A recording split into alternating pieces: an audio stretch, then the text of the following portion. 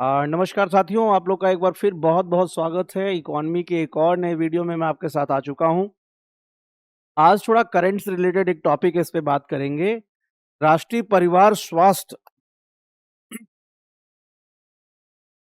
अ, सर्वेक्षण, national family health survey NFHS के छठे दौर का रिपोर्ट आया हुआ है।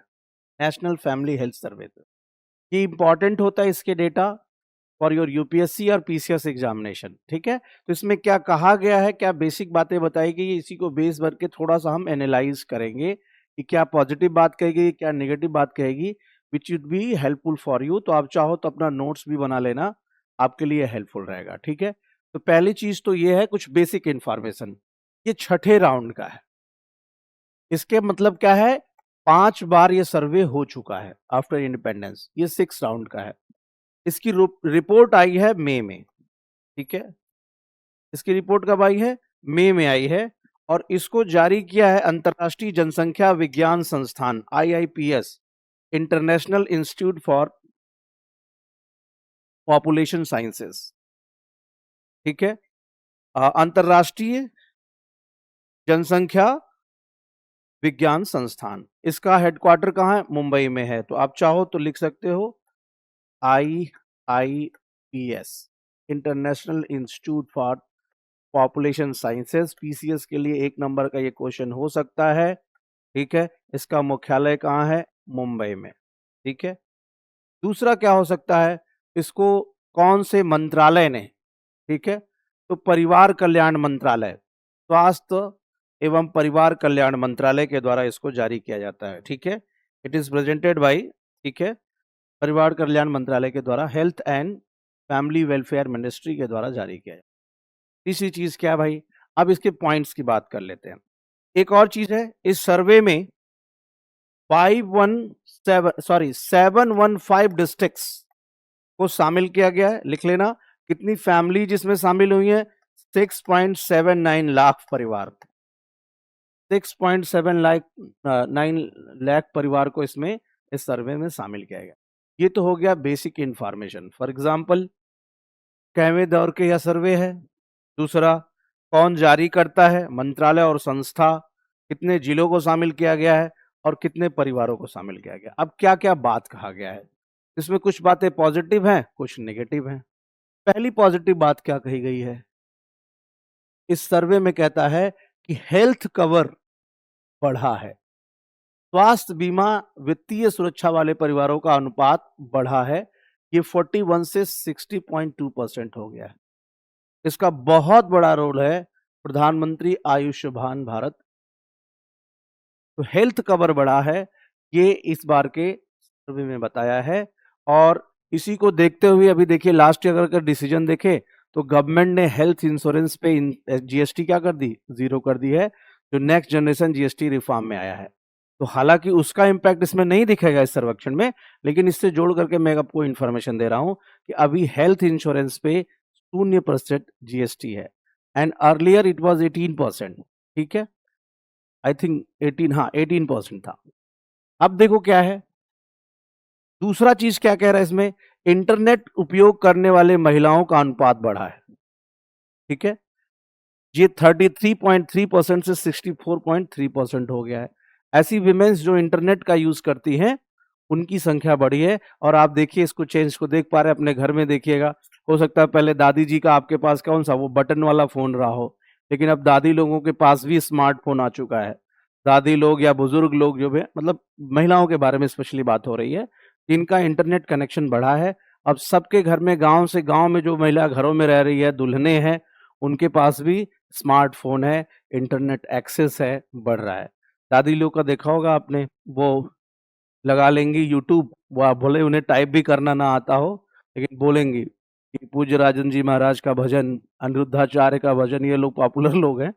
या फिर और भी जो उनके ना इन फील्ड ऑफ इंटरेस्ट होगा, आप इस चेंज को देख पा रहे होंगे, तो वही इस सर्वे में शो हुआ है। दूसरी चीज क्या है, बैंक खातों में महिलाओं का अनुपात बढ़ा है, 89% हो गया है। ये डेटा आपके काम आ सकता है। पीएमजेडीवाई, प्रधानमंत्री जनधन योजना, मोर देन 53 करोड़ से अधिक इसके अकाउंट खुल गए हैं।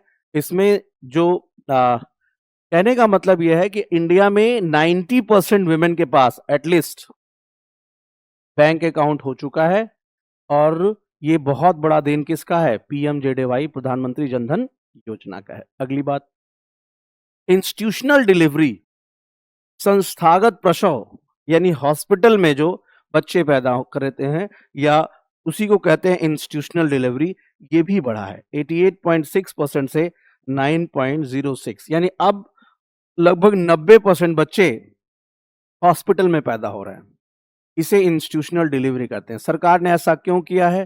ताकि हमारे देश का जो नागरिक है वो स्वस्थ पैदा हो, और वो क्या प्रॉपर मेडिकेशन के दौरान में पैदा हो। और सरकार इसको बढ़ावा देने के लिए, आपको पता होगा शायद, या नहीं पता तो मैं बता देता हूं, इंस्टीट्यूशनल डिलीवरी के मामले में 6,000 रुपए गवर्नमेंट 2000 करके देती है। तो ये क्या है? इंस्टीट्यूशनल डिलीवरी, यानी हॉस्पिटल में डिलीवरी बढ़ा है। ठीक है। और गर्भवती महिलाओं का कम से कम प्रसव पूर्व जांच जो है ये भी बढ़ा हुआ है। आपने आशा बहन जी का नाम सुना होगा, एक्रेडिटेड सोशल हेल्थ एक्टिविस्ट। तो आशा बहन जी लोग क्या करती हैं, गांव में कोई महिला अगर प्रेग्नेंट हुई है उसकी तुरंत रजिस्ट्रेशन करवाते हैं प्राइमरी स्वास्थ्य केंद्र से, और फिर वहां से उसकी जांच हो जाती है। तो ये भी एक बढ़ा है। तो ये पॉजिटिव साइन है कि अब भारत का जो नागरिक कोई भी पैदा होने वाला होगा वो रजिस्टर्ड हो जाता है, उसके बारे में पता चल जाता है, और उससे रिलेटेड जो भी यू नो क्या कहते हैं स्वास्थ्य संबंधी जांच या उससे रिलेटेड जो चीजें हो वो हो जाती है। ये पॉजिटिव बदलाव आए हुए हैं। क्या? हेल्थ कवर बढ़ा है, इंटरनेट का उपयोग बढ़ा है, महिलाओं का बैंक खाते में भागीदारी बढ़ी हुई है, इंस्टीट्यूशनल डिलीवरी संस्थागत प्रसव भी बढ़ा हुआ है, और महिलाओं की जांच भी हो रही है। निगेटिव बात क्या कहा गया? निगेटिव बात ये कहा गया है कि कुपोषण में कमी हुई है। बच्चों का जो कुपोषण है उसमें कमी हुई है, लेकिन अभी भी चिंता का विषय बना हुआ है। ठीक है।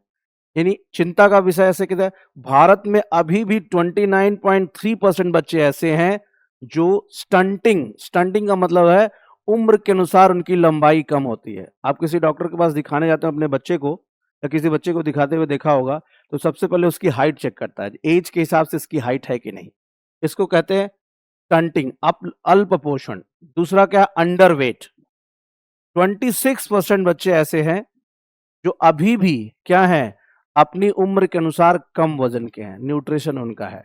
और वास्टिंग का मतलब ऊंचाई के अनुसार कम वजन, ये है उम्र के अनुसार का वजन।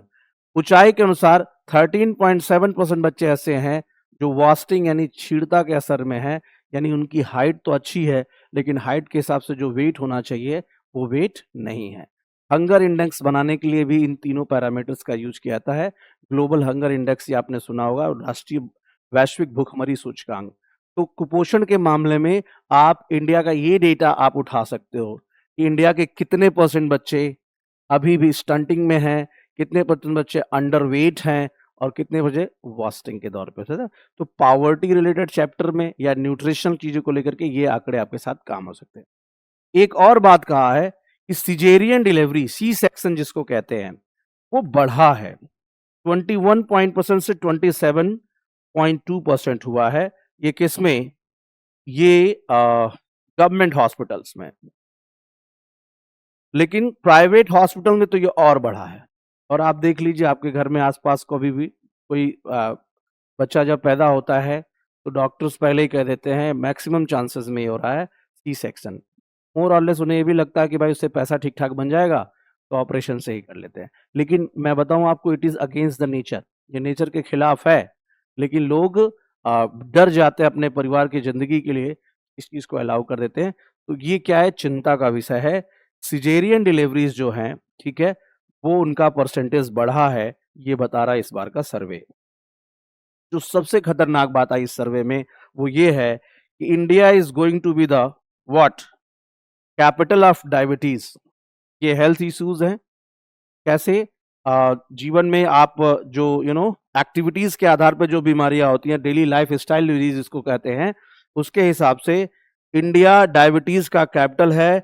महिलाओं में 17.8% डायबिटीज की शिकार हैं, जबकि मेल में 20.9 लोग मधुमेह या डायबिटीज़ के शिकार हैं। और देखिए हर घर में आपको कोई न कोई ऐसा मिल ही जाता है, या घर में 2-3 लोग भी हैं, उन्हें डायबिटीज़ हो रहा है और डायबिटीज़ बियॉन्ड द एज भी हो रहा है।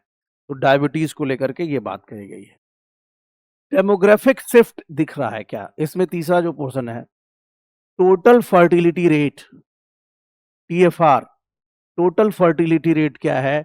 वो 2.0 है। टोटल फर्टिलिटी रेट क्या होता है?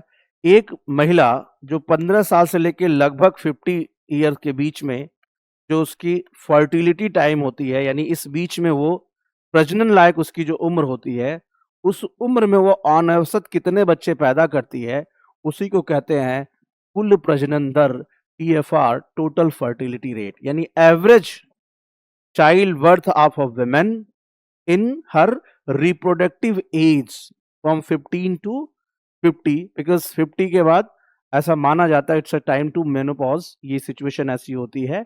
तो इसलिए इस टाइम पे ऑन एवरेज इंडिया में जो वो है टोटल फर्टिलिटी रेट 2.1 पे है, टिका हुआ है। लास्ट टाइम भी यही था। ये शो करता है क्या? इंडिया अब पॉपुलेशन स्टेबिलिटी की तरफ बढ़ रहा है, यानी अब भारत की जो जनसंख्या है स्थिरता की ओर बढ़ रही है। ये दिखा रहा है और पैराडाइम शिफ्ट नहीं होने वाला था, जितना बढ़ना था अब वो बढ़ चुकी है, अब एक स्टेबल कंडीशन की तरफ बढ़ रही है। तो ये ठीक न्यूज भी है एक तरीके से।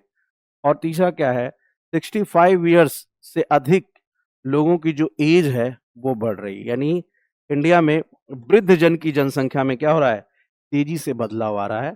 ये एक बड़ा शिफ्ट इसमें दिखाया गया है। तो ये कुछ खास बातें थी नेशनल फैमिली हेल्थ सर्वे जो अभी लेटेस्ट आया है।